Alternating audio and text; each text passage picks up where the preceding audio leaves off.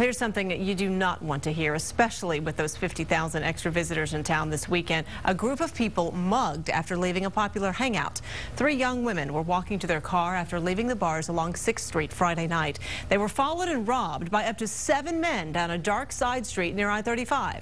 KXAN's Jared Wise joins us live with how it happened and how you can protect yourself. Jared? Well, Leslie, it's very important to, first rule of thumb, of course, is to park in a well-lit area with a lot of people, like this new area here under I-35 between 6th and 8th Street. Now, you may have to pay for some of the lit parking areas, but the cost doesn't compare to your safety. I was walking and I felt something pull behind me. Seconds, Jessica Borman and 2 of her girlfriends were robbed when a group of up to 7 men snuck up behind them on this street around 2 in the morning. It was terrifying, probably the scariest thing I've ever been through. They were coming back from a night out. While walking back to their cars, the girls noticed 2 men were following them. They parked along 3rd and Brushy, a dark area at night, but it was one of the few free spots available. That's where the 2 men were joined by several others. One guy came up behind me and grabbed me from behind.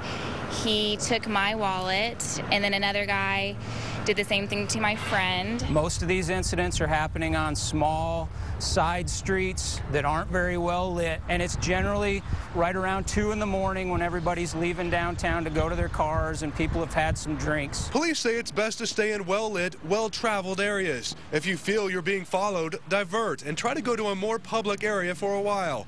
And when in doubt, call 911. We would much rather come out to a false alarm and reassure that person that everything's okay than have something bad happen and end up having to respond and take a report later. It could have been a lot worse. There was absolutely no one else on the street whenever it happened. It was just us.